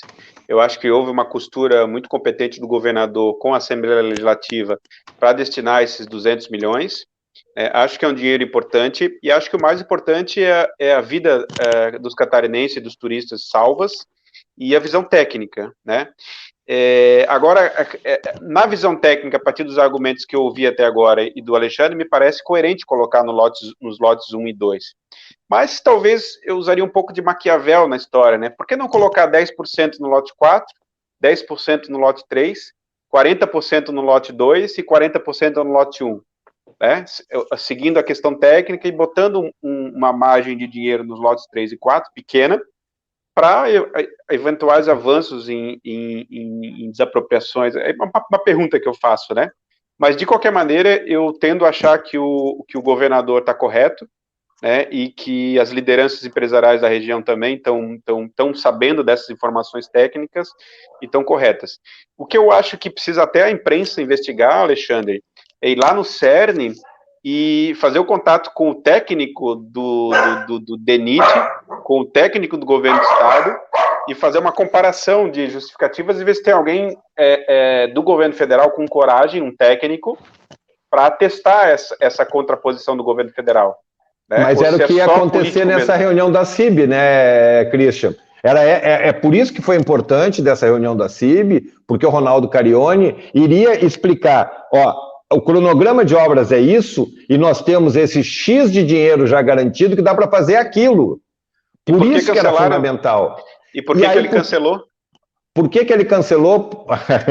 A argumentação que ele foi chamado para uma reunião da diretoria nacional, mas o Ronaldo Carione hoje é indicação de quem? Jorginho Melo. Entendeu? Então é assim, é um drama. Quando tu consegue uma verba ali, por que não resolve? Né? Não, então, eu concordo plenamente, cara. Tem assim, só de colocar no lote 1 e 2, como o governador propôs, né, tecnicamente, e para mudar isso, teria que ter uma argumentação técnica muito forte, muito cabal, para provar que tinha um erro ali. Como não é o caso, né, me parece que é político mesmo, eu acho que tem que investir realmente e todo mundo se unir para acelerar e concluir os lotes 1 e 2, que no final o que importa? É a população. Para a população conseguir concluir até ano que vem os lotes 1 e 2, é o melhor caminho. Então, eu acho que é por esse aí que a gente deveria ir. E aí, olha, a Regina falou aqui, Danúbia, desde criança ouço sobre a BR-470. Olha que eu já tenho 60 anos, ela falou. O presidente do Cindy Lojas, esqueci o nome dele agora, me deu um branco. O Emílio Schramm. Ele um dia olhou para mim, assim, bem sério. Nós vamos tudo morrer, isso daí não vai estar pronto. Quem sabe os nossos filhos, nossos netos vão ver, né? Mas olha, a gente, enfim, está brincando, né? Mas olha quanto tempo, né? Quanto tempo a comunidade está na expectativa, quantas pessoas perderam a vida na BR-470, e a questão da economia, né, gente? Aqui o nosso trecho é terrível, terrível mesmo. Desculpa, e aí, Marco. Fazendo... Não, só para, de novo, botar fogo no parquinho, e talvez dessa vez a gente eu não transpasse o que eu quero falar, que é mais ou menos o seguinte, fazendo uma analogia muito rasa com a questão da Covid, por exemplo, onde por picuinha política não se adquiriu vacina e muita gente morreu por conta de não ter sido vacinada, nós ainda teremos muitas pessoas sendo vítimas da 470, porque, por exemplo, temos 2 deputados aqui da cidade que estão batendo cabeça em cima desse assunto, com pura politicagem, né? Como ontem a Danúbia entrevistando o Bruno Cunha, discutindo exatamente isso, o que é politicagem e o que é política. Está faltando fazer os nossos deputados, Alba e Ivanates, estão precisando aprender a fazer política, porque tem gente que ainda vai morrer na 470, porque se discute os efeitos eleitorais desse dinheiro. Então, assim, gente, rapaziada, tem gente que vai morrer porque vocês estão batendo cabeça fazendo politicagem. Isso é o fato. E eu só tenho uma tese, eu não vejo problema algum você tirar dividendo eleitoral de obra. Não vejo problema algum. Cara, é para isso que os políticos são eleitos, para promoverem realizações, promoverem ações de bem-estar. Então, tudo que a gente quer é que eles façem. Então, eles se peguem na porrada por causa da obra. Então é isso. Então, eu não vejo problema o governador Carlos Moisés ter essa ideia e ele se beneficiar lá na frente. A gente tem que aplaudir ele. O cidadão vai escolher, vai avaliar. Né? E é só o Jorginho Melo pedir mais dinheiro para o governo federal e acabar o trecho 3 e 4 também. Pô, a gente vai ter o trecho 1 e 2 com os 200 milhões catarinense e mais 300 milhões do governo federal para acabar o trecho 3 e 4. Pô, ia ser maravilhoso, né? É isso aí. Nunca critiquei. Olha, depois eu vou para o próximo assunto aqui. Esse, como é muito polêmico, eu vou pedir assim, ó, sejam sucintos, sejam breves, porque olha aqui, olha isso aqui. Pesquisador encontra mensagem de Bolsonaro que circulou em sites neonazistas em 2004. E vamos fazer o sorteio já aqui, ó, rezando para que não seja a minha pessoa a ter que comentar isso, né? Vamos lá.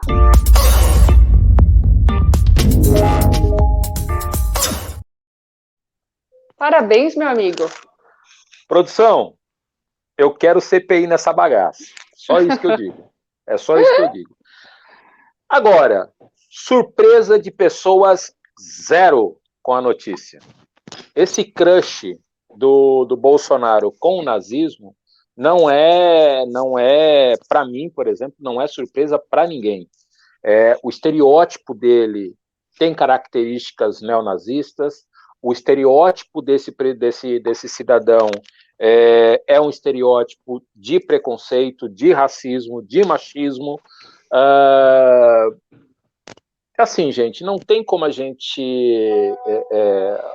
Vide o que aconteceu essa semana. A agenda dessa deputada alemã que veio visitar o Bolsonaro numa agenda secreta, a foto vazou. Isso não seria divulgado, a visita dessa cidadã, que é uma cidadã que na Alemanha está sendo investigada. E foi recebida com aquele sorrisão, mostrando todo o piano que o presidente tem, né? Recebendo essa deputada neonazista, nazista aqui no Brasil. Assim, eu queria mesmo, eu quero, já sendo sucinto, eu queria ouvir a comunidade israelita sobre isso. Porque todas as manifestações que tem a favor do presidente Bolsonaro, tem a bandeira de Israel nessas manifestações. Qual é a posição dessa comunidade? Assim, surpresa zero desse crush do Bolsonaro com o nazismo. Só peço a ele que não vá visitar a Alemanha e queira fazer alguma graça lá, porque ele vai ser preso. Fica a dica. Gostaria de ouvir o Christian. Para mim, assim, o Bolsonaro é um cara que muito coerente, né? Ele sempre defendeu tortura, sempre defendeu torturador, sempre defendeu ditadura, sempre defendeu ditador, né, ele sempre teve uma postura protofascista, né? Inclusive eu gosto muito de história e várias manifestações, várias atitudes dele combinam muito com o do Hitler e Mussolini na década de 30 na Alemanha e na Itália, né? Então, para mim ele sempre, desde a época que ele é do baixo clero, esses 30 anos que ele ficou como deputado sem fazer praticamente nada, sem apresentar projeto, ele sempre defendeu esse tipo de pauta e acredita nisso, né? Então, eu acho que isso é muito perigoso para a democracia e acho que com isso a gente não pode brincar, né? Com pessoas que defendem violência, que defendem exterminar o diferente, o outro, que ameaçam a democracia, porque isso é o nosso maior patrimônio, né? A democracia, a possibilidade de se manifestar, a possibilidade de ter imprensa livre, né? Essa grosseria covarde que ele tem, principalmente com a imprensa, mas principalmente com mulheres, é uma coisa doentia do ponto de vista da covardia, né?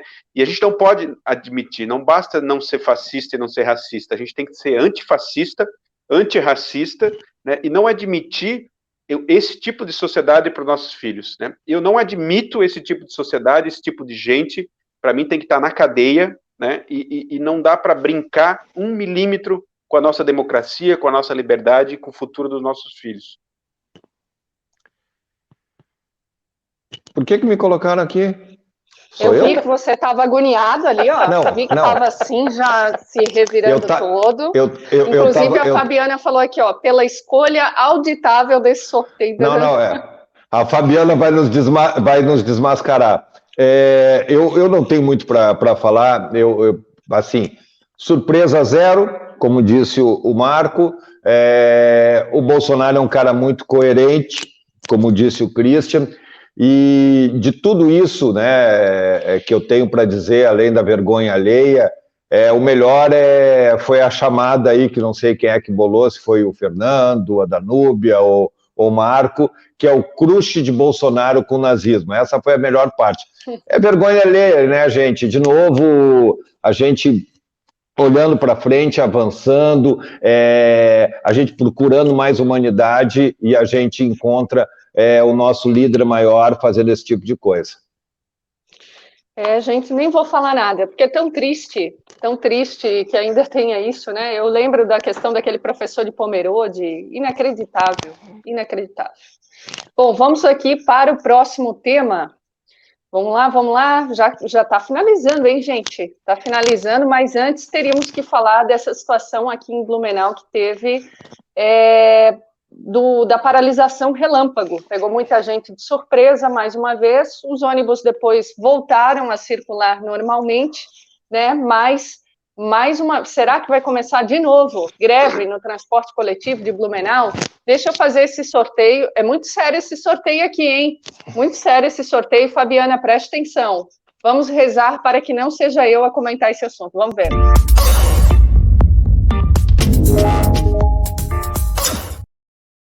Por quê? Porque minha reza é boa, Fabiana. É isso.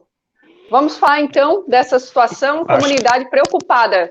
Né? A Fabiana tem razão. Tem vários aspectos, mas ali, vamos lá, isso tem um cheiro de final de consórcio SIGA, enfim, eu tenho dito que a Blumob só está esperando a desculpa para vazar daqui. Né? Ela vai arranjar outra cidade, vai fazer todo o processo, tudo, porque o negócio acaba não valendo mais a pena, ela vai trocar o processo.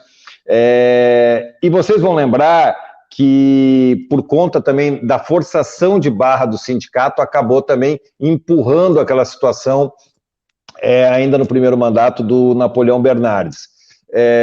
De lamentar, né? Eu sempre defendo o direito dos trabalhadores, eu acho que isso é fundamental, os trabalhadores têm que reivindicar, e os trabalhadores do transporte coletivo, que merecem meu respeito muito grande, eles são talvez a categoria privada, né? Apesar de prestarem um serviço público, é uma das mais organizadas de Santa Catarina.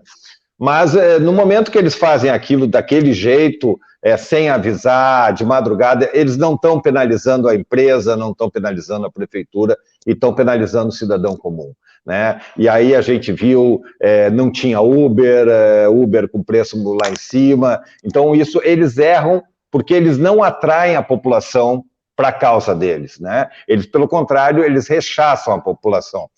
E ainda com os argumentos muito ideológicos, né? Argumentos ainda do tempo do consórcio Siga e tal. Então, isso para mim foi lamentável, né? Mais uma vez prejuízo, que a Blumob desrespeita a Blumenau desde o começo, todo mundo sabe. É uma empresa que não tem respeito com a cidade. Foi feito uma licitação em um contrato que só beneficia ela, e desde o começo, aí o próprio sindicato vem falando isso, já desde lá atrás, o sistema de transporte coletivo no Brasil precisa ser repensado e pensado com aporte público, como está acontecendo agora. As pessoas podem torcer o nariz. A prefeitura botou 24 milhões agora. Eu não sei se era o caso de botar agora.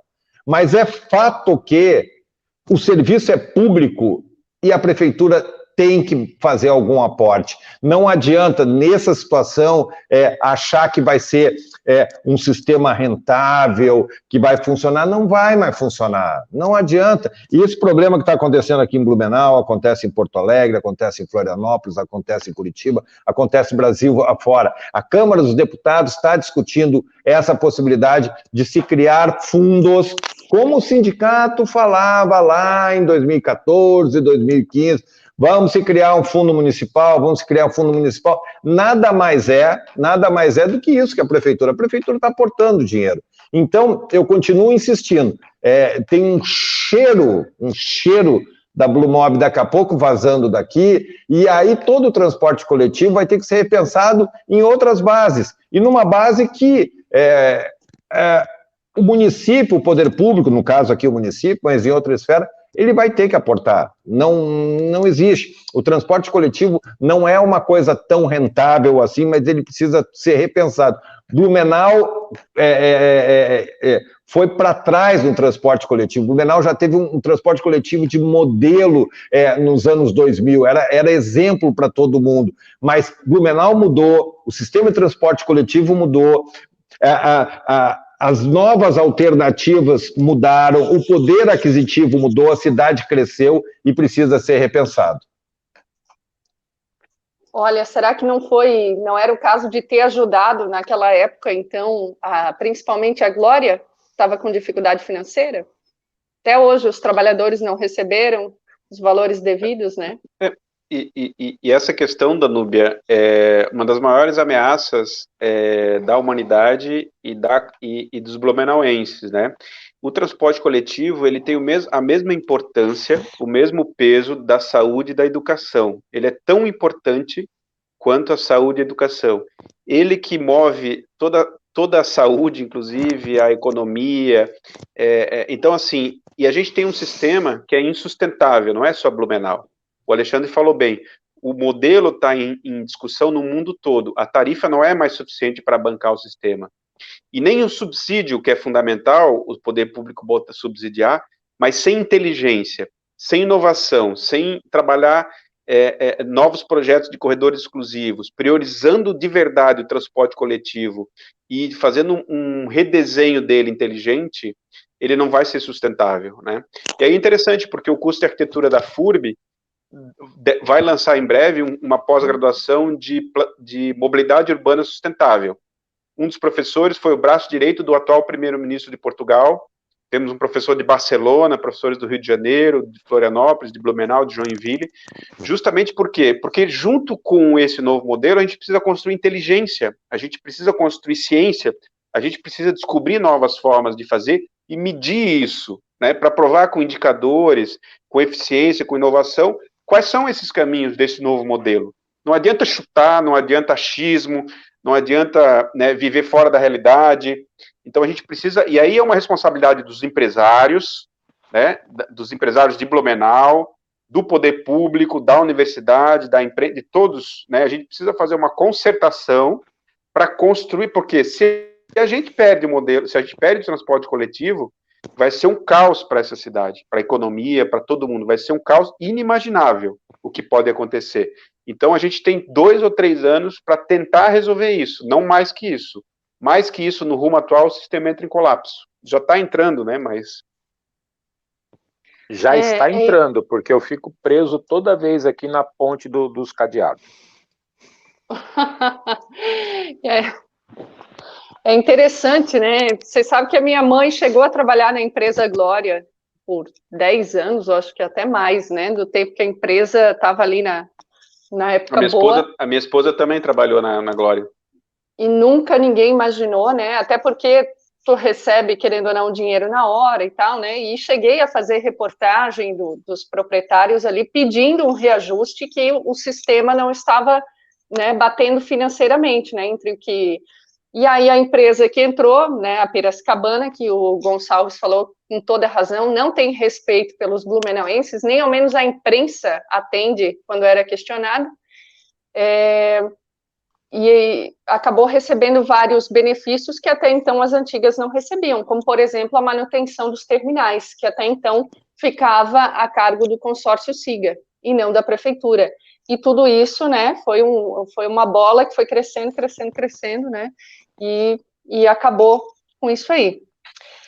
Bom, gente, mais algum comentário sobre isso ou posso ir para o próximo assunto? Acompanhe o relator.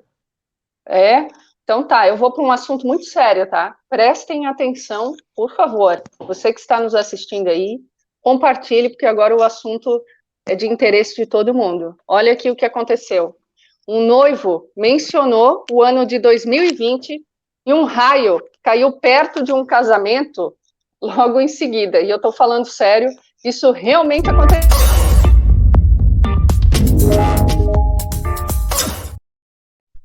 E quem que vai comentar? É lógico, é a minha pessoa ali, ó. Minha pessoa que vai comentar isso daí. Gente, isso aconteceu nos Estados Unidos. É só falar em casamento que vai para Danúbia, né? É um troço importante, né? Eu senti aí, ó, essa ironia. Não fui eu que disse, hein? Pressão. Intimidade, né, Danúbia? Olha, Christian, vou falar só contigo, tá, Christian? Os outros 2 ali eu vou ignorar, tá? Nós somos da mesma geração, né? Nós somos da mesma geração, né? É isso aí, tá. Christian. O que aconteceu? Ele estava ali no momento dos votos do casamento, né? Isso nos Estados Unidos. Eu tenho dificuldade para falar Massachusetts. É difícil, né? É difícil. E aí, né, durante ali os votos, ele falou que o ano de 2020 não foi fácil, né? Fez todo um discurso ali falando o quanto que foi difícil para todo mundo, e aí, de repente, cai um raio, e foi filmado, gente. Tem, inclusive, um vídeo aqui, vou mostrar aqui para vocês, olha só, no momento... Let's face it, 2020 has not been the best year.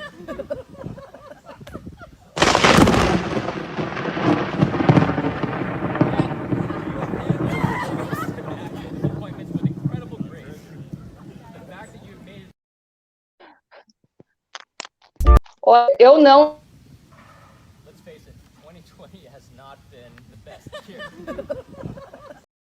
Me perdi, o vídeo foi muito forte. Parece que não falaram mais 2020 no casamento, depois dessa, né? Mas com certeza foi muito engraçado.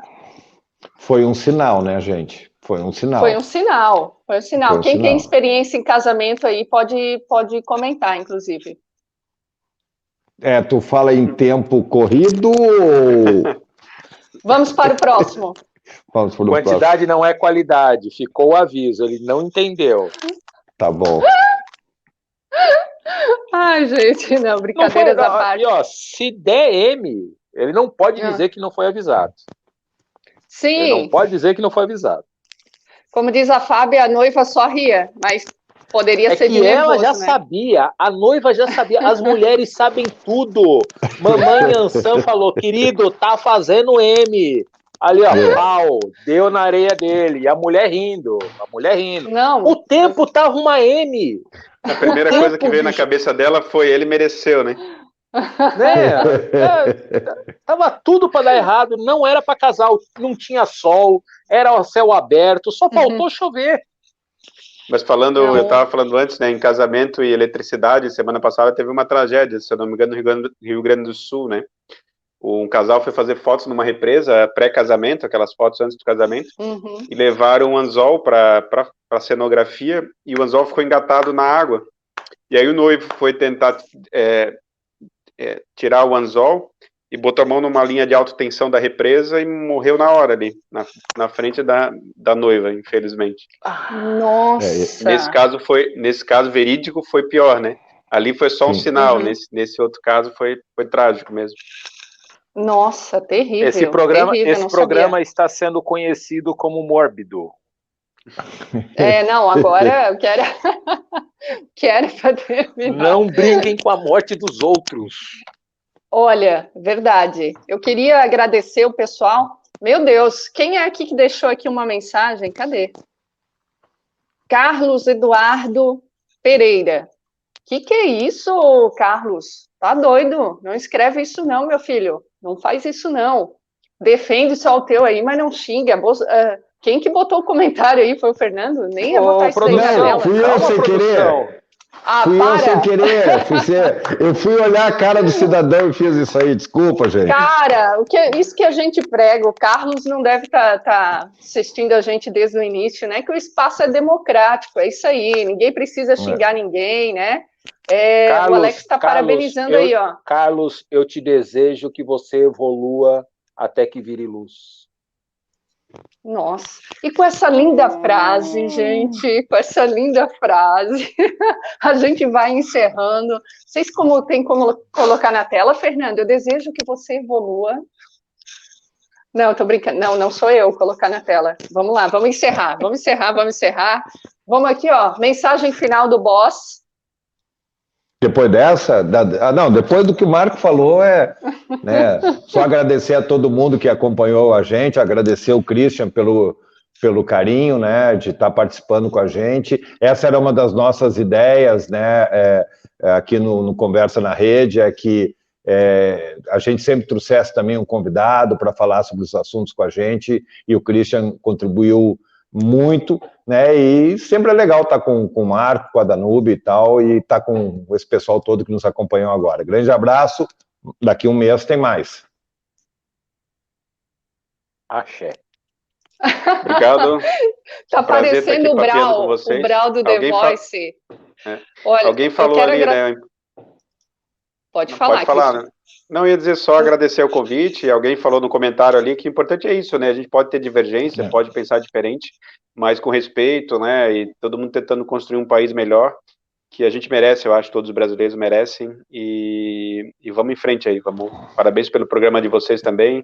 Jornalismo de alta qualidade aí. E tamo junto aí sempre que precisar. Um abraço. Um abraço a todos. Nós que gostaríamos de agradecer, Christian, queremos te convidar mais vezes. Olha, foi muito bacana a tua participação, né? E como é legal a gente ter um especialista para comentar e dar a sua versão, o seu olhar sobre as coisas, e como o Caio falou, Caio, muito obrigada, né? As divergências têm que existir, tá? Já pensou todo mundo pensando igual? A gente não ia evoluir. Tem que existir. E eu acho que esse programa aqui é para a gente pensar sobre os assuntos, explicar melhor para a comunidade, né? Isso vai muito mais do que a manchete, muito mais do que a reportagem, e a gente aprendeu o respeito. Então, muito obrigada a todos vocês. Fernanda, Guilherme, o Caio, o Alex, quem é o que me xingou ali? Quem xingou a gente? Esqueci, agora já passou. O Valério, que eu nem vi ali, ó. Valério, desculpa se eu fui passando os comentários e não vi. A Fabiana, a Regina, muito obrigada aí a todos vocês. Tem um monte ali para cima. Muito obrigada mesmo, tá bom? Um beijo grande. Mês que vem, na primeira quarta-feira do mês, a gente se encontra, tá? Beijo grande aí a todos vocês e até a próxima. Valeu! Tchau, pessoal. Obrigado, um abraço.